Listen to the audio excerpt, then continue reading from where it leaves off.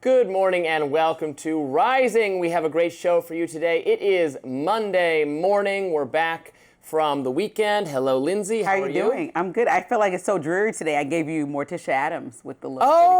Yeah, Wednesday Addams. Morticia. I love the Addams. Actually, I thought you would like this because you said I'm more of the light and fluffy one. I can't even believe I wore this today. I actually watched that show, the Wednesday show. Do you? It's great. Yeah. You liked the remake? And I liked it so much. And then my fiance went back and we watched the movies from the 90s, which are really good. Really? Well, it's been rainy. I know there's supposed to be a nor'easter. I traveled from New York. What is that? I don't know what that is. Some crazy storm, and there was only a drizzle. Comes from the Northeast? Yeah, I'm assuming. That's probably why. But yeah, so I'm here, though. I'm glad I made it. All right, you had a good weekend. I did have a good weekend. Did you? I did. My dad was visiting, and my stepmom, and it was really fun. We went to some nice places. That's awesome. Yeah. Coming up on Rising, one university is rejecting the Trump administration's special funding offer, and the White House doesn't seem to be too happy about it. Plus, great news. The last remaining Israeli hostages have been officially freed from Hamas captivity. President Trump also addressed Israeli parliament this morning, so we'll get to all that too. And Congressman Tim Burchett went on Tucker Carlson's podcast to discuss UFOs. We'll listen to a strange incident that a naval officer told Burchett about. But first, Robby, what's on your radar? Representative Marjorie Taylor Greene is one of the most ideologically consistent, truly America First members of Congress. She's a patriot, she's a Republican, she's MAGA, and she supports President Trump. But she isn't afraid to say what policy areas are working and which ones are not. To that end, she recently appeared on Tim Dillon's podcast and made some news by admitting that she thinks the tariffs might be getting in the way of President Trump's agenda by driving up costs for manufacturers. Let's watch. And I'm talking to major manufacturing companies they're saying we support the president, we support what he's trying, his long-term goal, but we're having problems with these tariffs. And now we're having problems. We can't get supplies from this country and we can't get supplies from this country. And there's problems. But have regular people's bank accounts been affected? Has the stress come off? No, that has not happened yet. And that needs to be the major focus. And it's not just tariffs. MTG also explained why the administration's deportation policy, if taken to an extreme, is going to hurt American businesses. Watch this. As a conservative and as a business owner in the construction industry and as a realist, I can say we have to do something about labor, and that needs to be a smarter plan than just rounding up every single person and deporting them just like that. Right. So, and I'm going to get pushed back on that, but I'm just living in reality from here on out. Yeah. And if anybody's mad at me for saying the truth, then I'm sorry. Bravo. Now, undoubtedly, some regime sycophants are going to be knocking MTG for daring to speak her mind and admit that she recognizes some downsides associated with tariffs and mass deportations. I see things differently. In fact, I think we need to start calling her based Marjorie Taylor Greene, because she's absolutely right. And smart people in the administration need to listen to her because they already know what she's saying is correct. Let's be clear. Trump was absolutely elected president with a mandate to reduce illegal immigration and mitigate the harms associated with it. That's absolutely true. We need to reduce crime and unfair competition from foreign labor, workers who don't have to follow the same labor regulations as Americans because of their illicit status. By all means, let's work on that. But we can't just round up everybody who's technically here illegally and who's working without devastating the farming sector, the hospitality sector, the tech sector, and so on. The Republican Party is the party of business. It's the party of big business and small business. We can't drive labor costs up for business owners and expect to remain in power. GOP voters and Americans writ large want food to cost less. They want electronics to cost less. They want services to cost less. And it's not just about the immigrants, it's also, as Based MTG notes, about the tariffs. If businesses have to pay more money to obtain raw materials, they pass those costs on to you and to me. It's just a fact. Trump is well within his rights to use U.S. trade policy as a negotiating tactic with other nations in hopes of bringing down overall barriers to trade between America and the rest of the world. But painful, significant, across-the-board tariffs are going to cripple U.S. industries. That's a great irony of the populist faction of MAGA. They say we need to reshore our factories and have manufacturing take place domestically. But then they're unwilling to push for the policies that we would need in order to make that possible. Free trade, for the relevant raw materials and more permissive labor regulations, including around immigration. MTG understands that because, unlike many of her colleagues in the Republican and Democratic parties, well, A, she's actually a business owner, and B, she listens to her constituents. She asks them what their concerns are. Amazing concept. Maybe more members of Congress could perhaps follow her lead on that. So I don't know, Lindsey. I'm starting to feel an MTG for president. Well, don't go too far. I like Marjorie Taylor Greene and what she's doing right now. Overall, I think that it's important to speak out. I do want to just be honest. Re-election season is next year. She has a lot on her agenda. It is important to answer to constituents if you would like to keep your position. Yeah. I mean, people are not ordained into office, right? They get voted in. She takes calls. I love when she does interviews. She says, here's what I'm hearing. She's talking about what she's also I appreciate, right. like you said, people speaking from a business perspective. Now, you took what I said about Marjorie Taylor Greene last week and flipped it on its head. I said, oh, this is just a calling out of the Republican Party. You said, oh, no, she still is aligned with Trump, but she just calling out these things. Well, the biggest things of his presidency the last 9 months, she has vehemently disagreed on wholeheartedly. So we're talking about Epstein, huge issue in his presidency. We're talking about the handling of Israel and Hamas. She literally called it a genocide, which is not words that you hear many people in her party saying. We're talking about health care. The president does not want to negotiate with Democrats regarding health care. She does, and she wants those premiums not to double at the beginning of next year. And now we're talking about immigration. She literally does not like the policies and the way it's going about it when you're watching children be separated from their parents who were just working here and living a normal life, not criminals, but be taken away by ICE. And so that would, to me, just make her a Democrat. I don't know why that would just... These are all big policies. This is completely against everything that the party is standing for right now. So why does this not, to you, send a sign? And let me finish my overall point, because I do think that I know you want to isolate it as, somebody who's just outspoken and bold. And two things can be true at once. She is outspoken and bold. At the same time, she is the antithesis to many things that President Trump is actively campaigning on. Not even campaigning, he has the job actively pushing forward. She is literally saying the opposite. So why would that make her in lockstep or even in tandem with the Republican Party right now when Democrats are saying the same things that she's saying? Just help me understand and paint the picture about how she's not breaking away from the party. And we talk about the voices that she's echoing. Theo Vaughn, Joe Rogan. We're hearing some of the same complaints that she's bringing up come up in this podcasting space that you covet so much. And so it just sounds to me more like the way you're trying to position it is very too generous and nice from what it actually is, to break away from MAGA as a whole. Let's take those one by one. On Epstein, the Democrats have moved to where the MAGA position was. So that's, not reflective of her changing her position. On health care, you maybe have a point there. She is now echoing talking points of Democrats on health care. On that one, I don't agree with her. I'll back the president on that one. Although he said something like maybe we should give them the subsidies. I would not increase the health care or maintain the health care subsidies. So we disagree on that. Now, on labor policy and tariffs, look, it is possible, I think, to support reducing more violent crime associated with illegal immigration and using tariffs as a strategy for negotiating trade deals.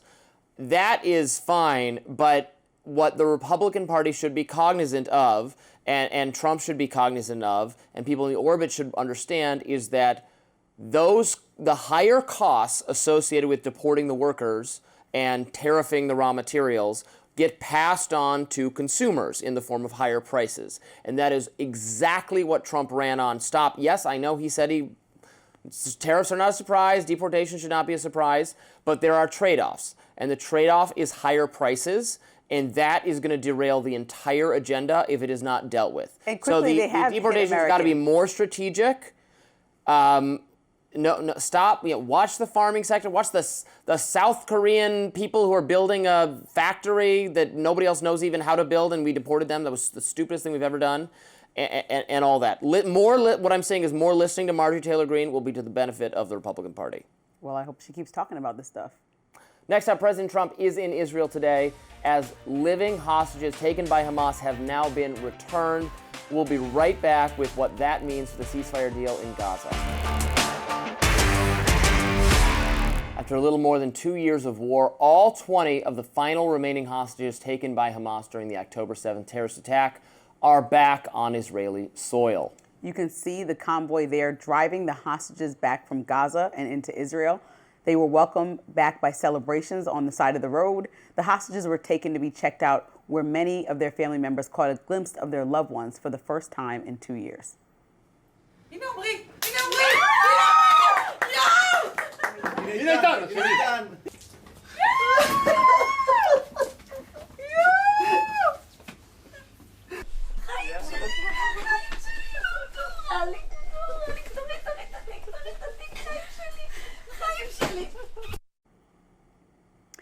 Per the agreement, 250 Palestinian prisoners and 1,700 Palestinian detainees held without charge are set to return to Gaza. That process is already underway as buses rolled into the city of Ramallah Monday morning.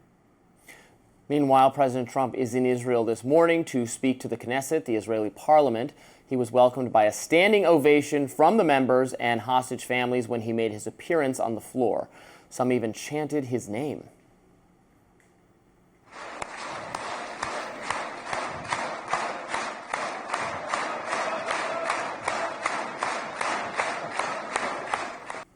Israeli Prime Minister Benjamin Netanyahu also nominated the president for Israel's highest civilian honor and once again called for him to receive the Nobel Peace Prize. As for Trump, here's what he had to say to the Knesset.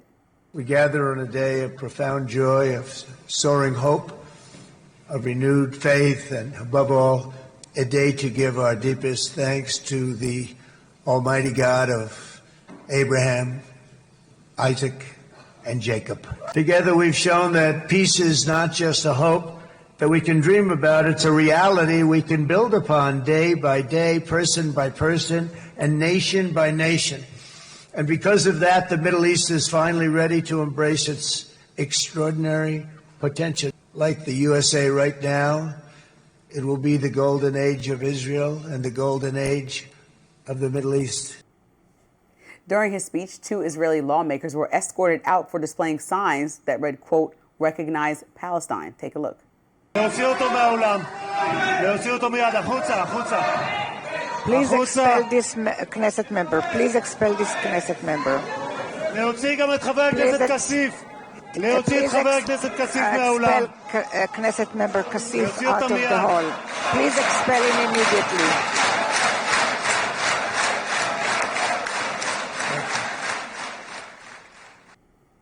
Following Trump's visit to Israel today, he is set to make a stop in Egypt for a Gaza peace summit alongside more than 20 other world leaders, including French President Emmanuel Macron, Canadian PM Mark Carney, and UK Prime Minister Keir Starmer.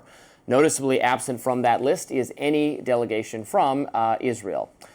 Now, of course, this is just fantastic news. Right. This is a day, it's been 2 years.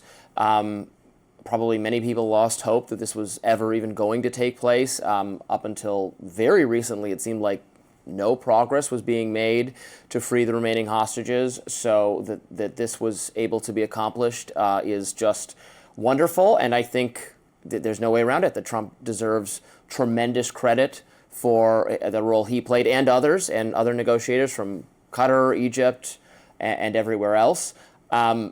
There have been fragile and tenuous peace deals or ceasefires in the past that have fizzled, and more violence has resulted. So, by no means should we think that peace is some kind of guarantee. But I love to hear our leaders, President Trump, talking about peace in such terms as the goal we are all trying to work toward. And this really is just an optimistic and hope-filled moment, and I hope something lasting is achieved because of it. And I give, again, full credit to President Trump for it. Agreed. Kudos to President Trump. I think this was a beautiful thing to see, especially because I know that the families of the hostages, through much reporting, has wanted this war to end. I know that Palestinians have wanted this war to end. So a lot of people outside of the decision makers who actually just live the lives in both the Palestinian territory and Israel were like, please bring our families home. We don't want to see any of this happening after 2 years. So to watch those families get reunited and to see innocent Palestinians be let go to return back to what is much of rubble, but at least return to try to find their family members, is a good start. I know this was day one or phase one of a 20-point plan that they're supposed to come up with. Like you said, they're meeting in Egypt later today to have a conversation with all the stakeholders about what's next. And I think we have to remember that that's a key point of this, because this is a day for celebration. We see the split screen that was, I spoke to you last week about how impactful it was to see people across the world celebrating, but then also Palestinians at the same time celebrating as Israelis. But now we need to think about what the next steps look like. How do we make sure that some of the ideas that were pushed forth and made public in President Trump's future for this area and this region are actually followed through with? Seen through. Yeah. And how do we make sure that there are on no side there's anyone who steps outside of that, and what the repercussions will be for stepping outside of that? Because this territory has been in disarray and fighting for years beyond our lifetimes. And so we kind of want to make sure that there is a succinct way forward that is lasting peace, because President Trump did do a good job getting this conversation started. He deserves the applause. But I think also with people in the audience, like you said, that got escorted out saying recognize Palestinian territory. I mean, around the world, leaders have said that maybe that is a long-term solution to figure out, and not as an answer to Hamas and its terrible attacks on October 7th, but as a long-term lasting solution for that region with Hamas not in power. Yeah, Gaza has been leveled. You see the video footage. It looks like there's not a building left standing. It's going to all have to be rebuilt. That's going to take time. Where are these people going to live? How are they going to be fed and clothed in the meantime? A lot of difficult questions there. Who's going to govern the Gaza Strip? It's not going to be Hamas. That's what the agreement stipulates. We'll see how Hamas takes that, or does that just mean not officially Hamas, but people who have been formerly of Hamas? Went from several leaders that were killed over the time of this war, and now there's Yahya a panel of five. Killed. Yeah. Now there's a panel, reportedly a panel of five people running it. But there's still some friction. So the defense minister of Israel, named Israel Katz, said on Sunday that he actually wants to continue, because I think they've only blown up about a third of the tunnels underground that were created by Hamas, that he wants to get rid of all of those. So that still would mean more destruction. So I hope there's a different conversation when President Trump goes to Egypt today to figure out a way forward, rather than destroying even more area in the Gaza Strip, and because I just don't know how. It's already, like you said, we saw the pictures. It's leveled. How do you rebuild if they're still blowing up? And so to hear statements like that on Sunday, on the heels of this happening today, it just causes questions to arise. And so I'd like to hear more about how. Well, and things were still being blown up during their withdrawal. There was some reporting from Drop Site News I saw this morning that they hit a sewage treatment, some kind of facility on the way out, and the IDF basically said, oh, yeah, we're looking into why that was done. And so it was still a little more destructive. But don't want to mar the good news. It is good news. People being freed is always good. The family's very, very, very grateful this morning. You saw the images. There's more all over social media. Blessed are the peacemakers, as many people say. Yep. Quite smartly. President Trump is suggesting that Adam Schiff could be next on his list of political rivals. He wants the Justice Department to target. Up next, what he's saying about the senator from California. Don't go anywhere. President Trump has his eyes on another political opponent he'd like to see targeted next, Senator Adam Schiff. Trump wrote in a Sunday morning Truth Social post, quote, "The Ukraine impeachment of me scam was a far bigger illegal hoax than Watergate. I sincerely hope the necessary authorities, including Congress, are looking into this. Adam Shifty Schiff was so dishonest and corrupt. So many laws and protocols were violated and just plain broken. President DJT." Schiff was a chief manager in that 2020 impeachment effort. It's centered around allegations that Trump's team withheld $391 million in aid to Ukraine until the country upheld Rudy Giuliani's investigation into the Biden family. Schiff had spoken about Trump going after his enemies the day before. Here's what he had to say. Those of us on the president's enemies list, and it is a long and growing list, will not be intimidated. We will not be deterred. We will do our jobs. We will stand up to this president. And I would also say to my other colleagues across the aisle that this president's animosity, his vengeance, his disregard for the democracy that has been our proud legacy will not protect you. Look, people don't want to get disbarred. Like Eric Siebert said, I'm not going to prosecute because this doesn't make sense to me. I'm not seeing the evidence that you're laying out. So Trump hired his personal attorney to prosecute now Letitia James, to prosecute James Comey, and now they want to go after Adam Schiff. We saw those messages to Pam Bondi that were supposed to be private, according to the Wall Street Journal, saying, go after these people. What's taking so long? And it's like, this is not your personal law firm for retribution, for you to figure out how to go after people. Criminal wrongdoing. No, so you know what, and I enjoyed our conversation about, because I want to talk about Shifty Schiff, but I also want to talk about Letitia James, because I actually liked our conversation last week, and I was like, you know what, is it parallel? Does it make sense? Are the millions of dollars that Trump finagled his way into in New York the same thing as Letitia James? We want to call a spade a spade. It's actually not. She bought her house not as an investment property. She allowed her niece to live there, okay? And her niece was living there, and she would spend months at a time in this home. And because she wasn't living there full time and her niece was living there for free, only 1 month she actually claimed to make a profit, which you're allowed to do between $1,000 to $5,000. She wasn't making a profit all year. Her niece certainly wasn't paying her. And this is by neighbors' accounts. This is by her niece testifying and saying this. And so I'm like, is he really going after this woman for all the years owning this home, making less than $20,000, when she went after him for inflating his income by millions?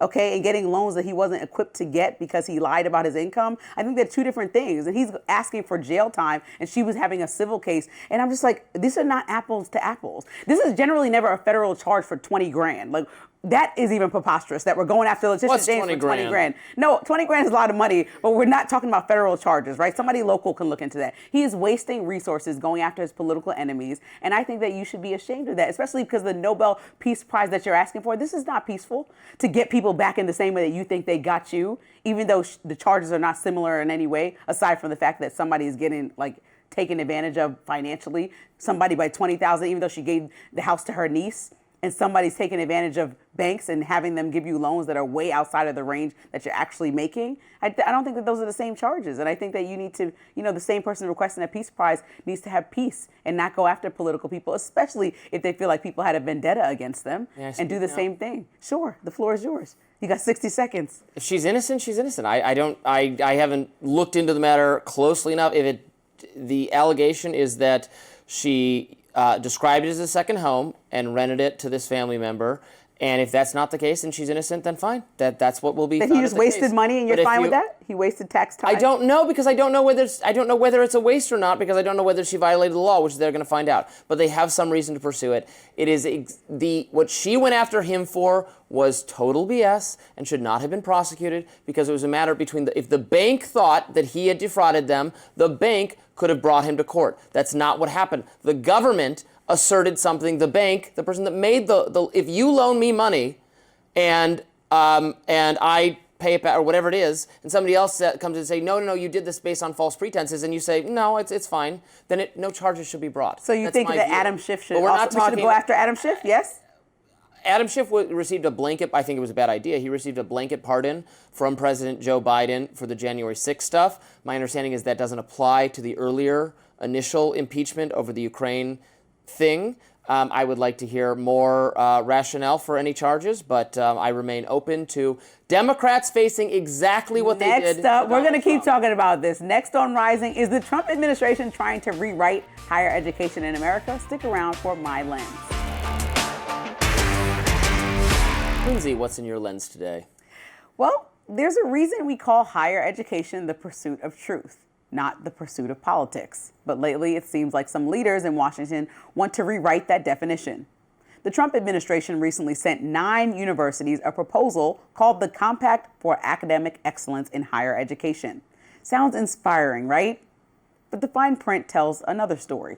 The deal would cap international student enrollment, freeze tuition, restrict gender definitions, and, my personal favorite, ban anything that might, quote, belittle conservative ideas. In exchange, schools would get favorable treatment from the administration, translation, follow our rules, or lose funding. Now, M.I.T. became the first university to say no. And in a time when silence can feel safer than truth, that no carries real weight. MIT's president, Sally Kornbluth, wrote, quote, fundamentally, the premise of the document is inconsistent with our core belief that scientific funding should be based on scientific merit alone. The White House wasn't so happy. Spokeswoman Liz Huston fired back, quote, Any university that refuses this once-in-a-lifetime opportunity to transform higher education isn't serving its students or their parents. They're bowing to radical left-wing bureaucrats. But that line, like much of the Trump administration's rhetoric on education, misses the point. The best science, the best research, the best learning happens when ideas are challenged, not censored. The compact was sent to 8 other schools, including Brown, Penn, Dartmouth, Vanderbilt, the University of Virginia, USC, the University of Arizona, and the University of Texas. And so far, only one of them, Texas, seems enthusiastic. Its board chair called the selection an, quote, honor. The rest, mostly cautious statements or quiet resistance, because they see the bigger picture. Trump's emerging mafia state in which there's no guarantee that those bending the knee won't be bullied again. Faculty groups and free speech advocates have been louder. Todd Wolfson, president of the American Association of University Professors, called the compact what it is, quote, a loyalty oath. He said, quote, the ability to teach and study freely is the bedrock of American higher education. We applaud M.I.T. for standing up for academic freedom and institutional autonomy, rejecting Trump's loyalty oath compact. And he's right.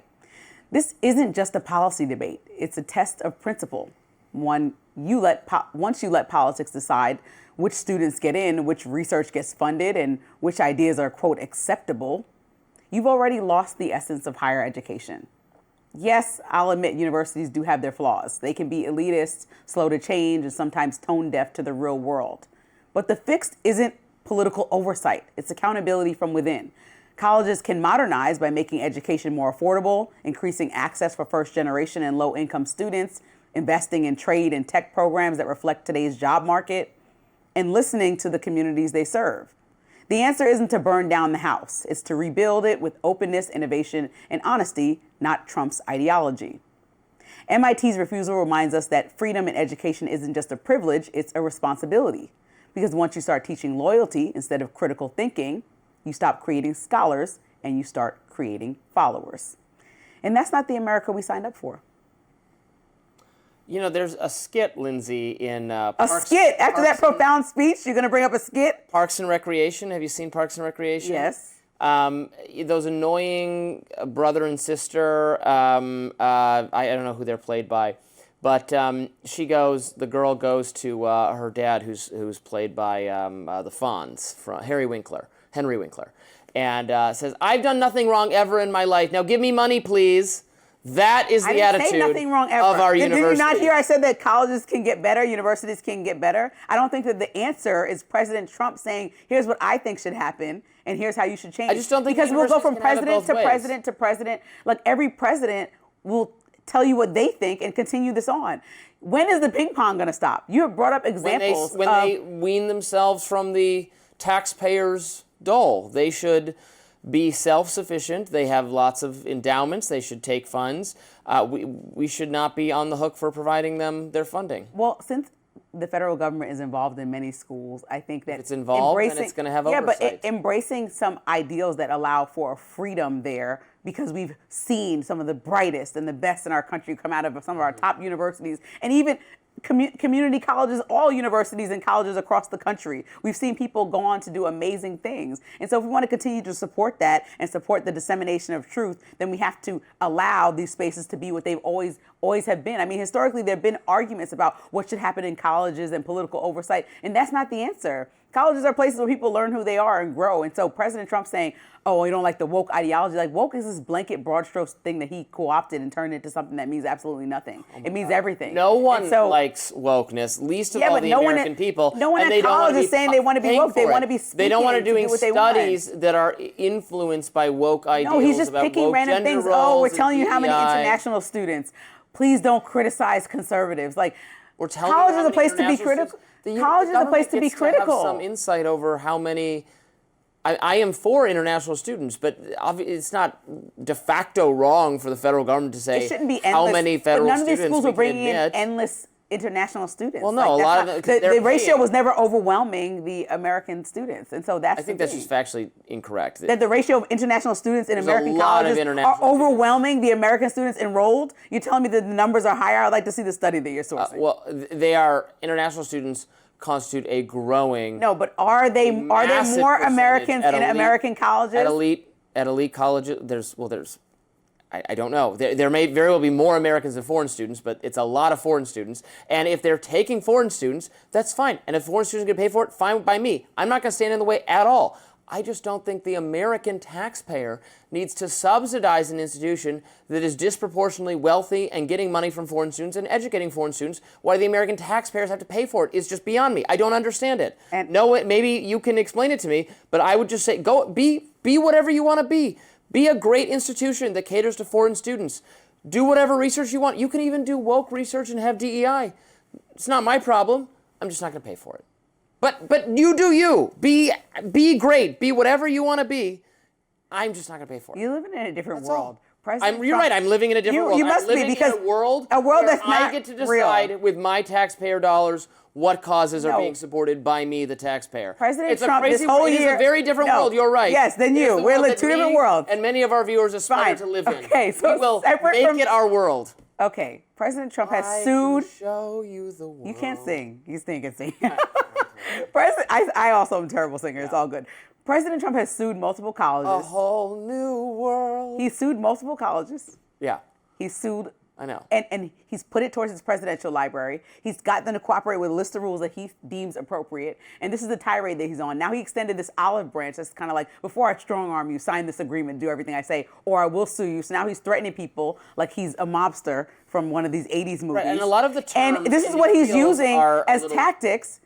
And some of the terms in these deals, I find a little. I've read the terms of the deals for Columbia and Harvard, and I thought they were excessively. They were getting too into the weeds and how in the faculty governance and how it would work. And I don't particularly agree with that. I don't think the federal government needs to or should be trying to run Harvard or run Columbia. What I do think it has a right to do is assert what purposes federal funding is used for and whether they get federal funding. That's just obvious. That's not the only thing he's asking for. So you can't nitpick. Trump I am nitpicking. Trump didn't say, here's the plan, select what you like from the plan and come back to me. He said, accept this compact or else risk losing federal funding. So it's an all or nothing thing. And we don't want a president having that much in the weeds access to how colleges are run. Were you outspoken or else it'll become when Barack Trump Obama did University. That? It'll become, I don't want it to become Obama University.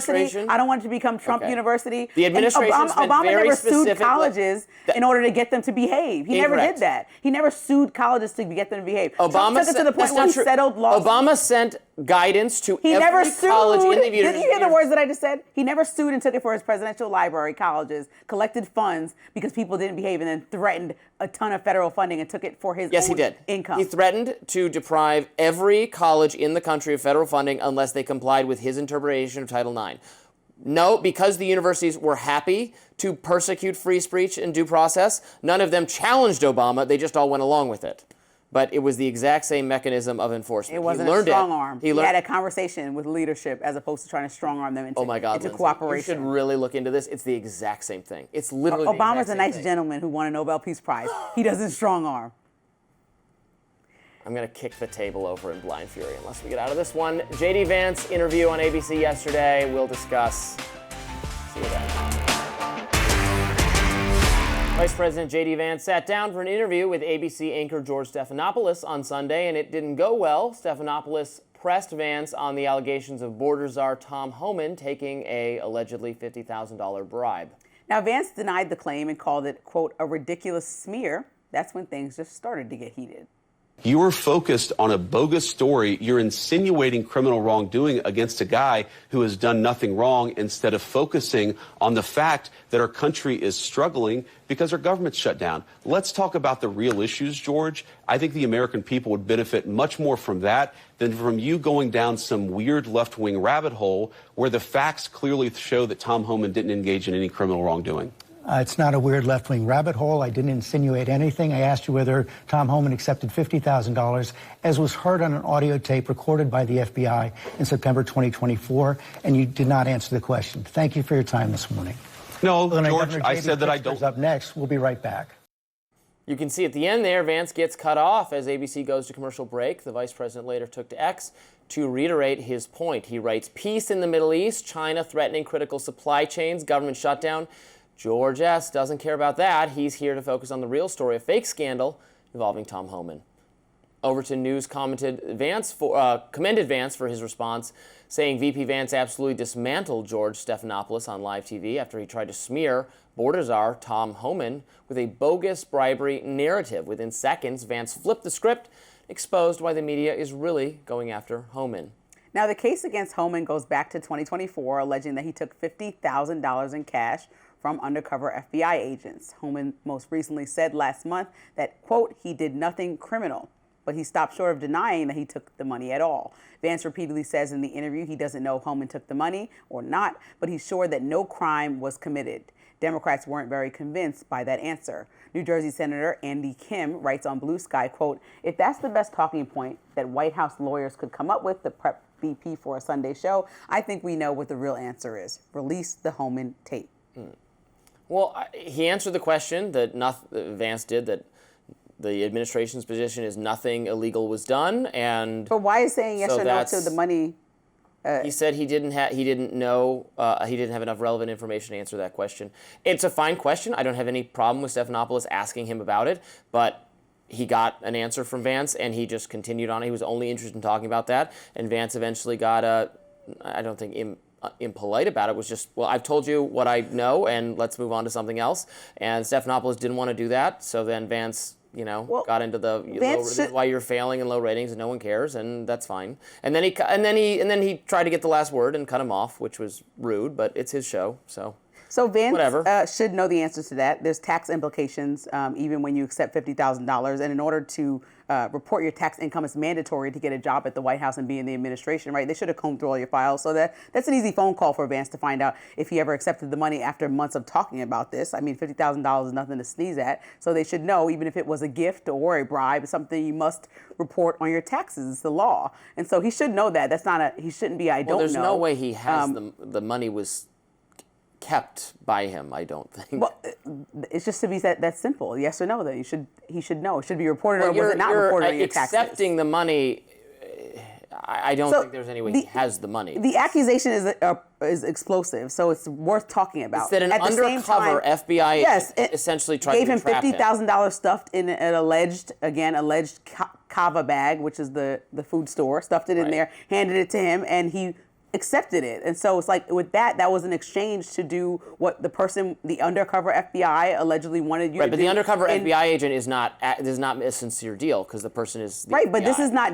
about Democrats or Republicans. This is about no one wanting a government in which officials accept bribes in order to do different things in government. Lindsey, I wouldn't want that. If I put a couple $20 bills in here, handed this to you. I'm not a government official. Put your hand out. So I take your money for gotcha. sure. Pull her away. I'm not a government official. If you say, Lindsey, be nice to me today and give me $60, I can do that because you know what? I'm not a government official. But I'm saying you might just accept it because I caught you. So then just say you took the money. Just say you took the money. People are asking. But that might be. I have a different. You see how it might be technically taking the money, but it was not a criminal matter. There was also should not have been schemed and gamed out by the FBI in the first place, trying to entrap this official? You give a lot of grace when you want to, and that's fine. But I'm just skeptical of the FBI. I'm skeptical of law enforcement. Didn't the left used to be skeptical of law enforcement? I'm skeptical of it too. Doesn't the FBI entrap people? I don't think that we should just completely move away from the topic just because we're skeptical of law enforcement. We should definitely still have a conversation about whether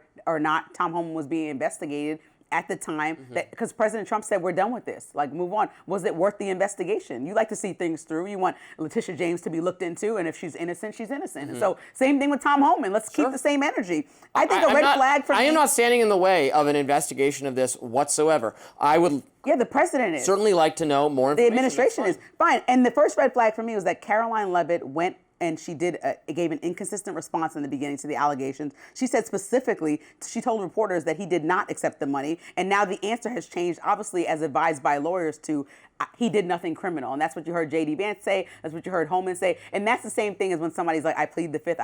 It feels very much like you were coached by a lawyer to not get in trouble because you did allegedly accept the money.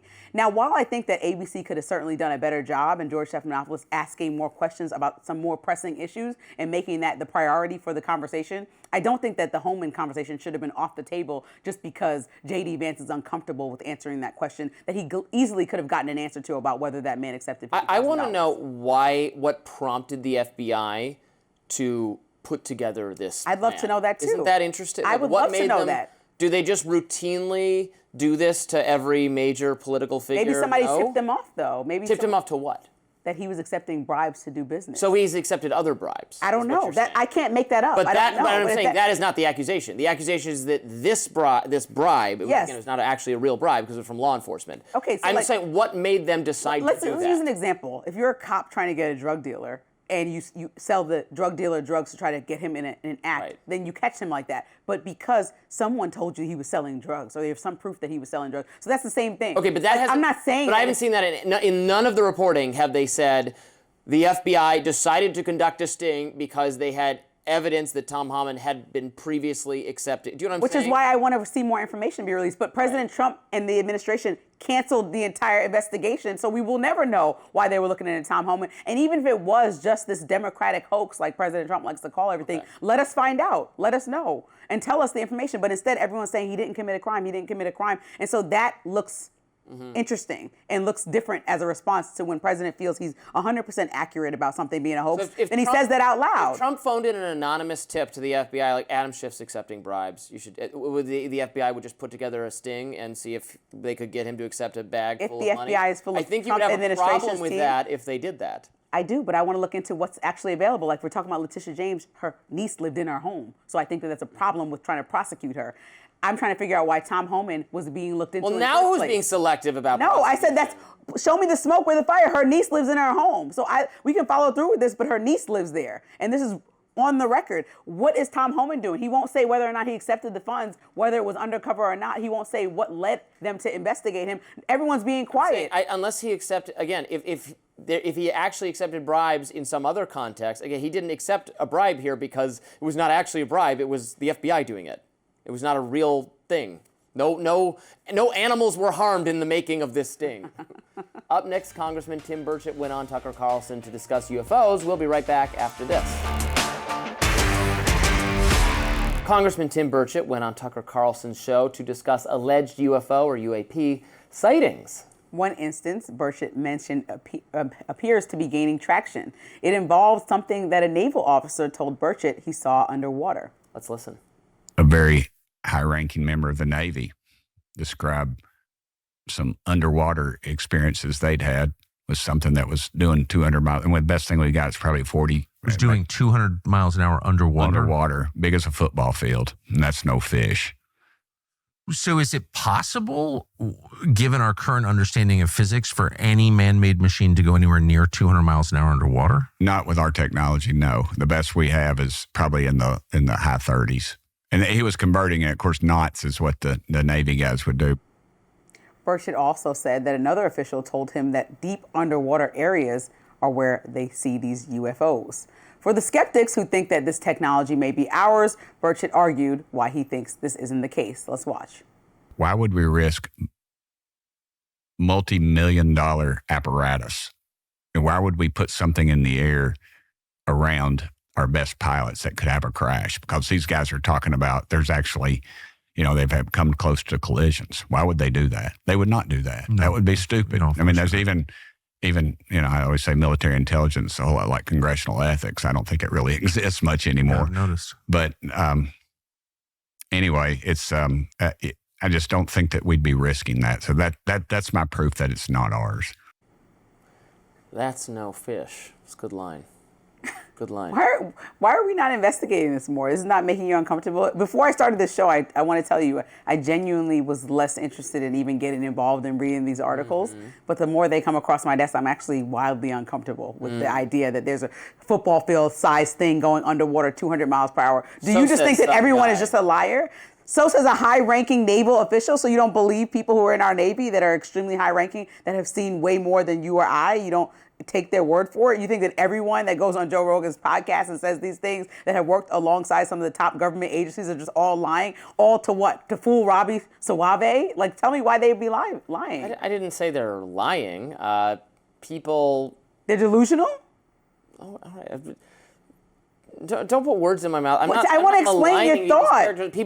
People see things and that they can't explain, and probably there's a rational explanation, but that's not aliens. But they don't know what it is, and that's how it goes. I'm not saying they saw things that pilots all the time see things they can't identify.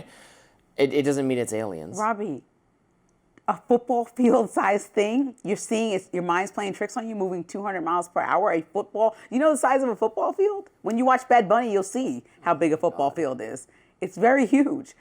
I don't think that could be a misconception in your mind. If you saw something flying across the ocean as somebody who works in the water that was the size of a football field, I don't think it is. Tell me another rational explanation. I can't even start to fathom what that could be. At the very least, this should be looked into. If somebody who's high-ranking in the Navy is saying this.